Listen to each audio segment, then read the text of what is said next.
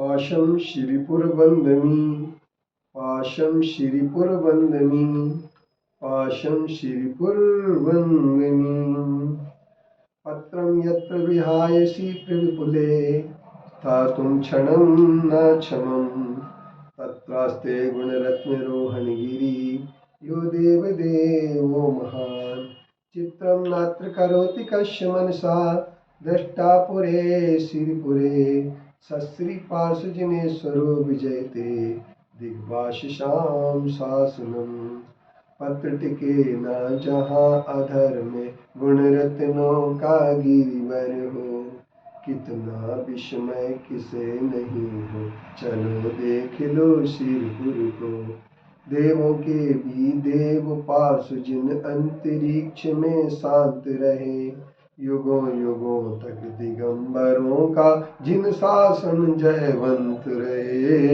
युगों युगों तक दिगंबरों का जिन शासन जयवंत रहे।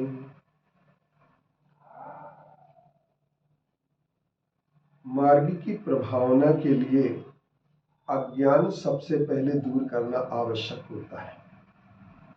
प्रायः देखा यह जाता है कि अज्ञान के कारण से लोग दुखी होते हैं और अज्ञान जब तक रहता है तब तक दुखी रहते हैं। जब ज्ञान हो जाता है तो व्यक्ति सुखी हो जाता है। जैसे किसी का एक्सीडेंट हो जाए, पता लगा एक्सीडेंट हो गया, जब तक उसे पता लगता है कि नीली शर्ट वाला मेरा बेटा गया था बाहर, उसका तो नहीं हो गया, वह रोने चिल्लाने लगता है। लेकिन जब पता लगता है कि बेटा खुद बाहर से घर पर दरबारी पर वापस आ गया, देखते उसे देखते ही ज्ञान हो जाता है कि अपना बेटा सुरक्षित है, तो वहाँ पर समाप्त हो जाता है दुख।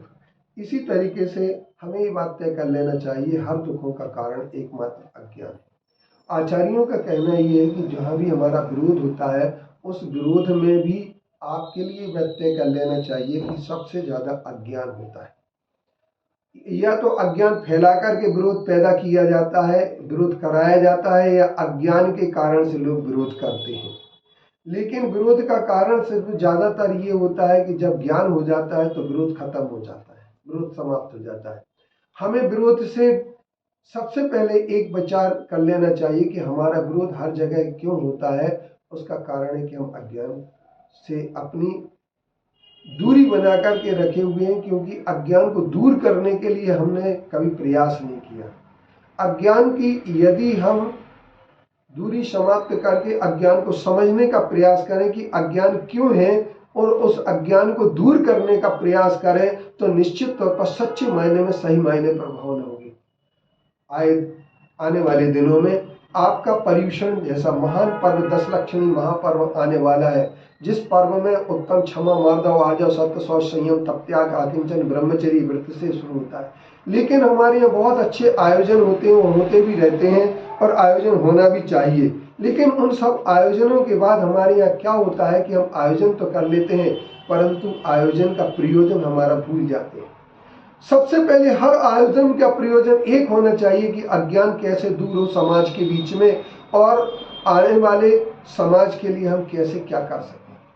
तो जब हमारा अज्ञान दूर होने लगता है तो हम अज्ञान से दूर होने के बाद सच्चे ज्ञान को प्राप्त करते हैं। आओ हम अज्ञान से अपनी आत्मा के संबंध को समाप्त करें, अज्ञान अपने अंदर भीतर न आने दें और किसी भी साधर्मी में अज्ञान न रहे। अज्ञान दूर करने के लिए हमारे अंदर वात्सल्य होना चाहिए, अज्ञान दूर करने के लिए हमारे अंदर सद्भावना होना चाहिए, अज्ञान दूर करने के लिए किसी का तिरस्कार नहीं करना चाहिए, किसी का अपमान करके कभी भी अज्ञान दूर नहीं हो सकता है। अगर अज्ञान की दूरी दूर करना है, आपको अज्ञान से समाज की दूरी बने, इस बात के लिए अगर आपको प्रयास करना है तो किसी अज्ञानी को नीचे दिखाने का प्रयास न करें।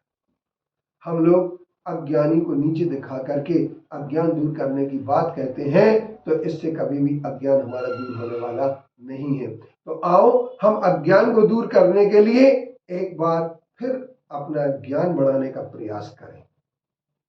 हर आयोजन के माध्यम से कोई ना कोई हमारी शिक्षा का केंद्र बनना चाहिए, कोई हमारा ऐसा संदेश होना चाहिए, मैसेज होना चाहिए, जिससे जिन आगम के प्रति, जिन देव के प्रति, जिन गुरु के प्रति फैला हुआ अज्ञान दूर हो। यही मार्ग प्रभावना है। मार्ग प्रभावना प्रवचन वत्सल। अब मार्ग की प्रभावना तभी होगी। और अपना नाम करने की अपेक्षा आयोजन बहुत अच्छा कर ले हम, लेकिन आयोजन बहुत अच्छा करने के बाद यदि अज्ञान दूर नहीं हुआ तो हमारे आयोजन का कोई मतलब नहीं निकलता है।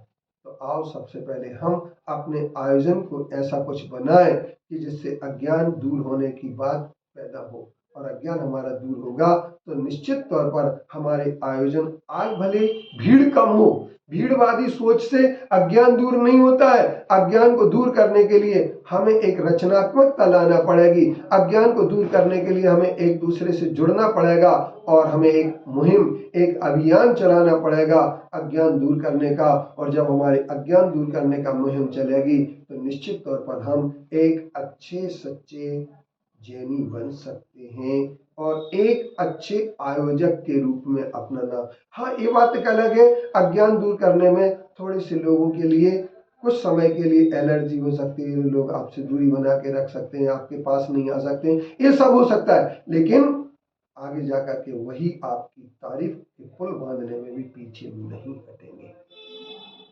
तो इसलिए हम सबके लिए अज्ञान दूर करने के लिए अपना एक आंदोलन, एक अभियान चलाना चाहिए। यही सच्ची मार्ग प्रभावना है।